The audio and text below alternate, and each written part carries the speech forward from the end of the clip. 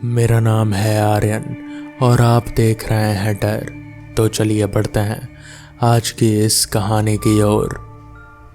सन्नाटा जब गहराता था तो गांव के पुराने बरगद के पत्तों के सरसराने की नहीं बल्कि सायों की फुसफुसाहट आते थे। ये बात 70-80 साल पुरानी है, जब बिजली का नामो निशान ना था और गांव रामपुर रात ढलते ही ढिबरी की मध्यम पीली रोशनी और वीरानी की आगोश में समा जाता था। गांव में हाल ही में एक अजीब और खौफनाक सिलसिला शुरू हुआ था, रात का बुलावा। हर ढलती रात के आखिरी पहर में किसी न किसी घर के बाहर एक परिचित आवाज़ गूंजती, कभी माँ की, कभी भाई की, तो कभी किसी पुराने दोस्त की।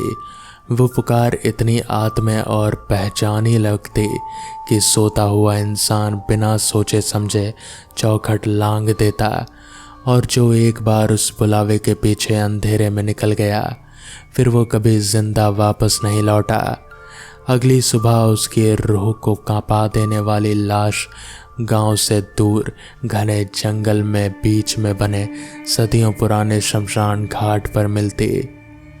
अंग बैठे हुए टेढ़े होते और आंखों में एक अनजाना गहरा खौफ।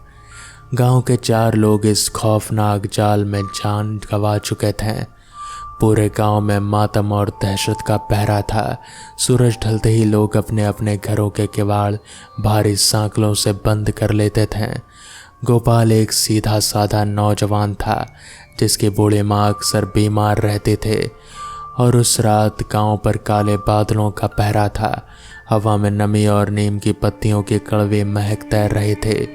गोपाल दिन भर खेत में काम से थका हारा अपनी खाट पर लेटा था।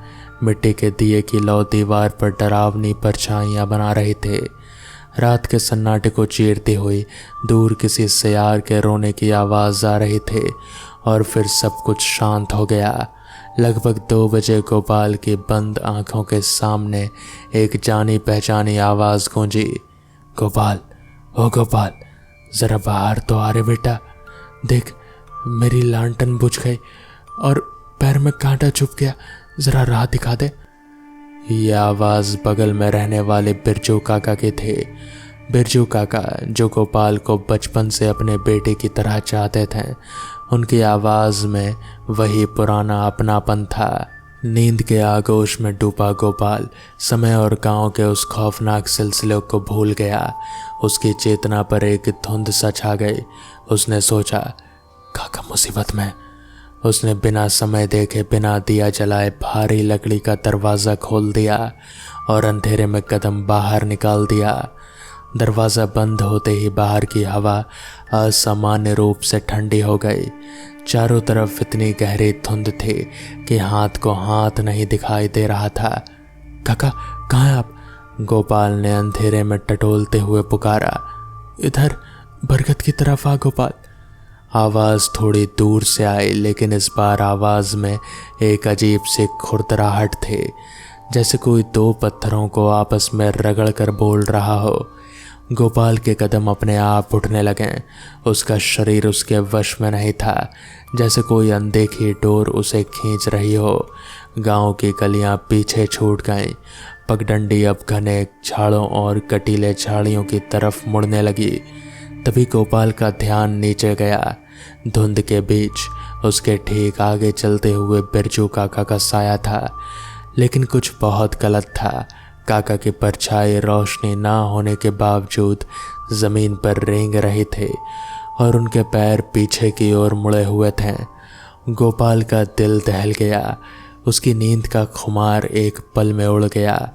खौफ की एक ठंडी लहर उसके रीढ़ में दौड़ गई। उसने पीछे मुड़कर भागने की कोशिश की, लेकिन उसके पैर जमीन में जम चुके थे। काका, गोपाल की आवाज़ गले में ही घुटकर रह गई। आगे चल रही आकृति धीरे धीरे मुड़ी। उसकी गर्दन 180 डिग्री घूम गई बिना धड़ हिलाए। चेहरा बिरजू काका का ही था, लेकिन आंखें पूरी तरह से काली और गड्ढों में धंसी हुई थी। उसके चेहरे पर एक विभत्स डरावनी मुस्कान तैर आई। तू आ गया गोपाल, सब आते हैं अपनी ममता, अपनी मोहब्बत के बुलावे पर। उस साय ने गोपाल की गर्दन अपनी ठंडी सूखी उंगलियों से भींच ली और उसे हवा में घसीटते हुए जंगल के पार ले जाने लगा, जहां शमशान की राख उड़ रही थी। शमशान में पहुंचकर गोपाल ने जो दृश्य देखा, उसने उसकी रूह कंपा दी। वहां जलती हुई आधी अधूरी चिताओं के बीच गांव के वो 4 लोग खड़े थे जो पिछले दिनों मारे गए थे। उनकी आंखें पथराई हुई थी और वो सब एक कतार में खड़े होकर अजीब सी चीखें निकाल रहे थे। शमशान के बीचों बीच एक पुरानी जर्जर समाधि थी, जहां से एक काली धुंध निकल रही थी। वो धुंध एक स्त्री की आकृति ले रहे थे, एक ऐसी आत्मा जिसे बरसों पहले गांव वालों ने किसी झूठे लाछन में इसी शमशान में जिंदा जला दिया था। वो आत्मा अब गांव वालों को अपनों की आवाज़ चुराकर उनके अपनों के प्रति प्रेम और दया का फ़ायदा उठाकर उन्हें मौत के आगोश में खींच रहे थे। छोड़ दो मुझे माँ के लिए घर पर, गोपाल ने रोते हुए गुहार लगाई। उसकी आंखों से आंसू बह निकले और अपनी जान से ज़्यादा अपनी बीमार माँ का ख्याल आ रहा था, जो सुबह उठकर उसका बेजान शरीर देखेगी तो दम तोड़ देगी। उस साय ने गोपाल को समाधि के सामने पटक दिया। तेरी माँ भी आएगी गोपाल, जब मैं तेरी आवाज़ से उसे पुकारूंगा। अपनी माँ का नाम सुनते ही गोपाल के भीतर के खौफ एक भयंकर आक्रोश में बदल गया। नहीं, मेरी माँ को हाथ भी मत लगाना, गोपाल चिल्लाया। उसने ज़मीन पर पड़ी हुई आधी जली हुई आम की लकड़ी उठाई, जिस पर शमशान का पवित्र मंत्र और राख लगी थी। गोपाल ने अपनी पूरी ताकत समेटकर उस लकड़ी को उस काली धुंध के सीने में घोंप दिया। एक खौफनाक चीख से पूरा जंगल थर्रा उठा। हवा में गंधक की बदबू फैल गई। वो आत्मा अपनी ही काली धुंध में छटपटाने लगी।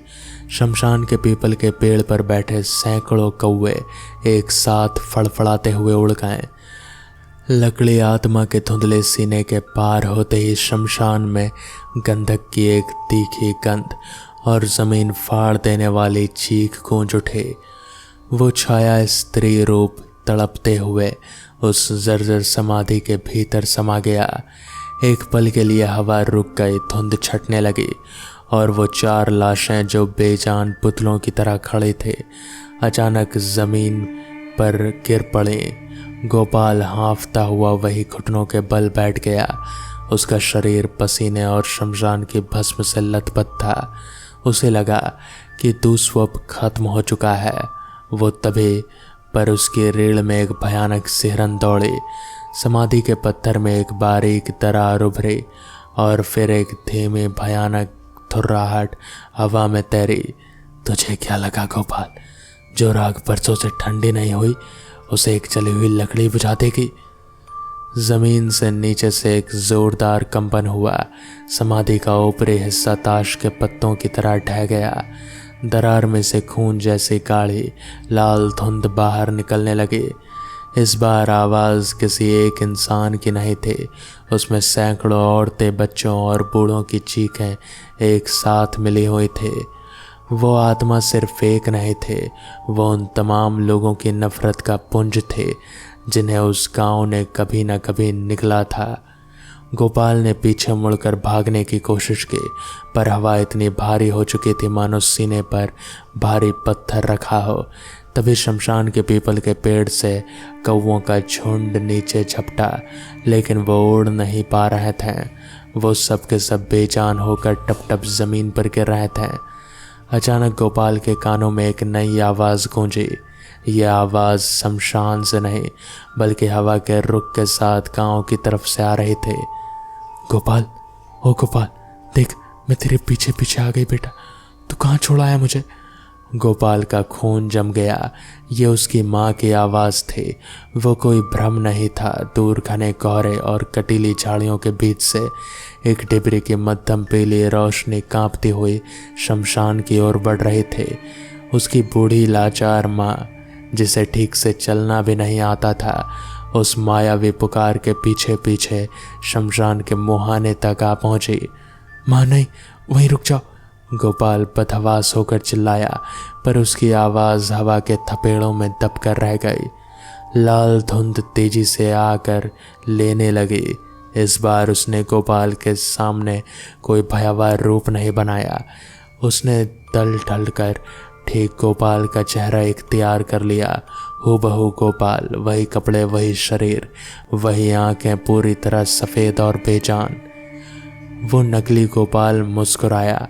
उसकी गर्दन बिना धड़ धीरे धीरे माँ की तरफ मुड़ी। उसने अपनी उंगली उठाई और अत्यंत करुण स्वर में पुकारा, माँ इधर आ, इधर आ जरा, देख मेरे पैर में कांटा चुभ गया है। नहीं माँ, वो मैं नहीं हूँ, भागो यहाँ से। गोपाल जमीन पर घसीटते हुए अपनी माँ की ओर बढ़ा, लेकिन लाल धुंध ने उसके पैरों को नागपाश की तरह जकड़ लिया था। बूढ़ी माँ ने मध्यम रोशनी में दोनों गोपाल देखे। एक जमीन पर तड़प रहा था और दूसरा हाथ फैलाए उसे अपनी ओर बुला रहा था। माँ की आंखें पथराने लगी। उसकी ममता इस छलावे को पहचान नहीं पा रही थी। उसने डिबरी जमीन पर गिरा दिया और कांपते कदमों से उस सफ़ेद आंखों वाली नकली गोपाल की ओर बढ़ने लगी। माँ मेरी तरफ देखो, मेरी आंखों में देखो। गोपाल ने अपनी पूरी आत्मा का जोर लगाकर चीखा, अगर मैं तुम्हारा बेटा हूं तो इस शमशान की मिट्टी को साक्षी मानकर कहता हूं, पीछे हटो। माँ के कदम एक पल के लिए ठिठ गए। उस पल शमशान के बीचों बीच पड़ा वो पुराना पीपल का तना अचानक भर्रा कर जल उठा, बिना किसी माचिस के विशुद्ध आक्रोश की अग्नि में। आग की उस भयंकर लपटों में लाल धुंध का असली चेहरा बेनकाब हो गया। माँ ने देखा कि जिसे वो अपना बेटा समझकर छूने जा रहे थे, उसकी परछाई जमीन पर नहीं थे और उसके पीछे सूखी हड्डियों का एक नंगा ढांचा हवा में लटक रहा था। माँ की चीख निकल गई। उसने पीछे हटते ही जमीन पर गिरी डिबरी का उबलता हुआ गर्म तेल उस रूप बदल कर खड़े साये के मुंह पर फेंक दिया। एक अमानवीय चीख से पूरा आसमान कांप उठा। साया छटपटाने लगा। गोपाल को जैसे ही जकड़न से मुक्ति मिली, उसने बिना एक पल गवाए शमशान की जलती हुई चिता से एक धंधलकी हुई मशाल उठाई और उसे उस समाधि के मुहाने के भीतर गहरा गाड़ दिया। इस गांव का पाप आज इसी आग में भस्म होगा, गोपाल गरजा।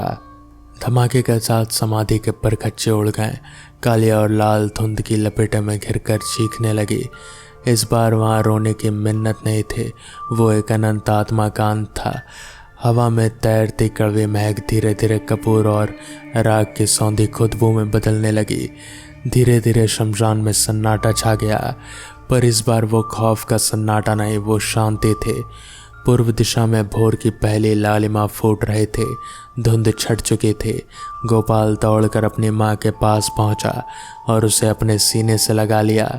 दोनों खड़े होकर देखते रहे। गांव का वो सदियों पुराना बरगद, जहां कभी सायों की फुसफुसाहट आती थी, अब सुबह की ठंडी हवा में अपने असली पत्तों की सरसराहट के साथ सांस ले रहा था। रात का बुलावा हमेशा हमेशा के लिए खामोश हो चुका था। तो दोस्तों, ये थी आज की कहानी। मैं मिलूंगा आपसे किसी और कहानी के साथ।